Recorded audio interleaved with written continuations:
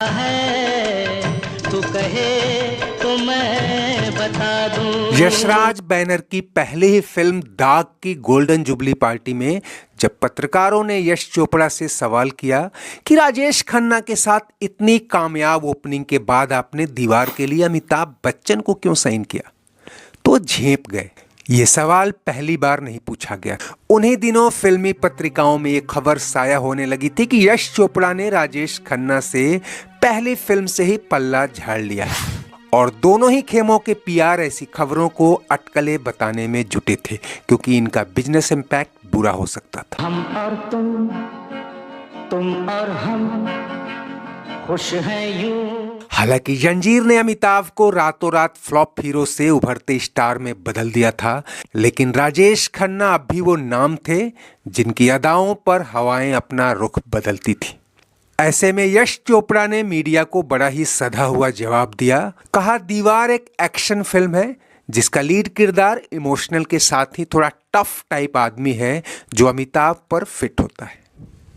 तुम लोग मुझे ढूंढ रहे हो और मैं तुम्हारा यहाँ इंतजार कर रहा हूँ। अगले साल यानी 1974 में जब राजेश खन्ना की 7 में से 4 फिल्में बुरी तरह फ्लॉप हुईं, तो स्टारडस्ट मैगजीन ने पहली बार उनके सुपर स्टारडम पर सवाल खड़े करते हुए कहा कि राजेश खन्ना का ओवर एक्सपोजर उन्हें डुबो रहा है। इशारा साफ था कि जहां यशराज और सिप्पी फिल्म सहित तमाम बड़े बैनर मल्टी स्टारर फिल्मों की ओर झुकने लगे थे, राजेश खन्ना अब भी पूरा स्क्रीन स्पेस अपने लिए चाहते थे। लेकिन खन्ना को ऐसी आलोचनाएं किरकिरी लगने लगी थी। शोले और दीवार की शूटिंग के बीच में ही राजेश खन्ना ने एक मैगजीन को दिए इंटरव्यू में कहा था कि चोपड़ा ने पहले दीवार मुझी को ऑफर की थी। हालांकि दूसरी ओर सलीम जावेद ने अपने इंटरव्यूज में यह कहकर सनसनी मचा दी कि दीवार कभी राजेश खन्ना को ऑफर ही नहीं हुई थी क्योंकि लीड किरदार पूरी तरह अमिताभ बच्चन को ध्यान में रखकर लिखा गया था। यहां से राजेश खन्ना और सलीम जावेद के बीच चल रही तल्खी कोल्ड वॉर में बदल गई, जहां राजेश खन्ना ये जताने की कोशिश कर रहे थे कि उन्होंने ही सिप्पी फिल्म्स के अंदाज में इस लेखक जोड़ी को ब्रेक दिलाया था, जबकि इन लोगों ने मेरे ही खिलाफ और मेरा स्टारडम तोड़ने की मंशा से स्क्रीन प्लेस तैयार किया और एक खास एक्टर को उठाया।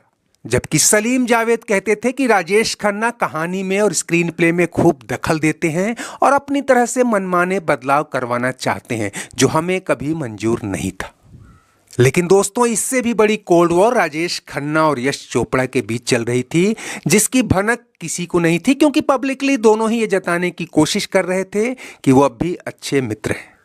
लेकिन जैसे ही दीवार और शोले के धूम धड़ाकों के साथ फिल्म कभी कभी आने को हुई, यश चोपड़ा के लिए इस सवाल का जवाब देते नहीं बन रहा था कि ये तो पूरी तरह रोमांटिक फिल्म है जो राजेश खन्ना पर ज्यादा सूट करती, उसे एंग्री यंग मैन के हवाले क्यों कर दिया। कभी मेरे दिल में यही बात राजेश खन्ना को भी चुभ रही थी। उन्हें जंजीर, दीवार और शोले की कामयाबी से भी उतनी तकलीफ नहीं हुई जितना ये जानकर कि यश चोपड़ा ने एक प्योर रोमांटिक फिल्म में अमिताभ बच्चन को साइन किया। हालांकि इस बारे में स्टारडस्ट और स्टार्ड एंड स्टाइल सरीखी कई पत्रिकाओं ने उस दौर में काफी कुछ छापा था, लेकिन यासिर उस्मान की किताब Rajesh Khanna the untold story of India's first superstar में भी इसका जिक्र मिलता है। उस्मान लिखते हैं कि फिल्म कभी कभी और सिलसिला को लिखने वाले सागर सरहदी जो राजेश खन्ना को थिएटर के जमाने से जानते थे, उन्होंने मुझे एक अलग ही तरह की कहानी बताई थी। उन्होंने कहा कि जब मैंने यश चोपड़ा से पूछा कि दाग जैसी रोमांटिक ब्लॉकबस्टर के बावजूद आपने कभी कभी में राजेश खन्ना के बजाय अमिताभ बच्चन को क्यों लिया, तब यश चोपड़ा के दिल का गुबार मानो फूट पड़ा था। बोले, यार, खन्ना के साथ काम करना बड़ा मुश्किल है। वो अपने प्रोड्यूसर्स को देर रात फोन करके घर में तलब करता है। पीने पिलाने का दौर तब तक खत्म नहीं होता जब तक वो खुद थक कर सोने न चला जाए और तब तक प्रोड्यूसर को वहीं हाजिर रहना पड़ता है। अगर वो शूटिंग के लिए मद्रास जा रहा हो तो प्रोड्यूसर उसे एयरपोर्ट पे छोड़ने जाए और जब वो लौटे तो उसे लेने भी एयरपोर्ट पे जाए। मुझसे ये सब नहीं हो सकता। ये सुपर स्टारडम का नाज मैं नहीं झेल सकता। हालांकि इसी सागर सरहदी ने जब राजेश खन्ना से एक बार पूछा कि यार तुम यश चोपड़ा के साथ काम क्यों नहीं कर रहे, तो खन्ना ने बड़े ही इरिटेशन के साथ आधी बात भीतर ही गटकते हुए कहा, यार यश चोपड़ा अच्छा डायरेक्टर नहीं है, वो सुबह से शाम तक कड़ी मेहनत करवाता है, मैं इतना काम नहीं कर सकता। हालांकि खन्ना की बातों में व्यंग भी था, क्योंकि उन्हीं दिनों ऐसी सुर्खियां थी कि अमिताभ रात को मुंबई में दीवार की शूटिंग करते और सुबह शोले की शूटिंग को बेंगलुरु के लिए फ्लाइट पकड़ लेते। लेकिन खन्ना की बात केवल मजाक नहीं थी। जैसा कि सलीम खान ने कई इंटरव्यूज में कहा है कि उन्होंने खुद ही अपना स्टारडम खोया, जिसमें उनकी लेट लतीफी, एरोगेंस और मिसबिहेवियर शामिल था। और उन्हीं दिनों यानी 1976 में यश चोपड़ा के बड़े भाई BR चोपड़ा, जो पहले राजेश खन्ना के साथ इत्तेफाक बना चुके थे, उन्हें अपनी फिल्म कर्म के लिए साइन कर चुके थे। लेकिन खन्ना ने उन्हें अब कई मौकों पर लगभग रुला दिया था। एक सॉन्ग सीक्वेंस के लिए श्रीनगर की खूबसूरत वादियों में शूटिंग शेड्यूल किया गया था। पूरी टीम पहले ही पहुंच गई ताकि सभी तैयारियां पूरी कर ली जाएं और जब राजेश खन्ना आए तो पहुंचते ही शूटिंग शुरू हो जाए। राजेश खन्ना तय तारीख पर नहीं पहुंचे और जब उन्हें फोन किया जाए तो इधर से कोई जवाब न मिले। 3 दिन बीत गए, खन्ना की कोई खबर नहीं। फिर चौथे दिन खन्ना ने अपने बिजनेस क्लास टिकट पर अपने रसोइया गोपाल को श्रीनगर भेजा, वो भी सिर्फ ये बताने के लिए कि मालिक की तबीयत ठीक नहीं है, वो शूटिंग पर नहीं आ पाएंगे। इससे चोपड़ा को जो मानसिक पीड़ा पहुंची वो अलग, आर्थिक नुकसान भी झेलना पड़ा। लेकिन वो अकेले नहीं थे। हर प्रोड्यूसर जो राजेश खन्ना को साइन करता था, ये मानकर चलता था कि उनके ऐसे नाज नखरे उठाने ही पड़ेंगे। सलीम खान और फिल्म जर्नलिस्ट रऊफ खान के हवाले से कई जगह लिखा है कि राजेश खन्ना ये मानकर चल रहे थे कि फिल्में उनकी वजह से चलती हैं।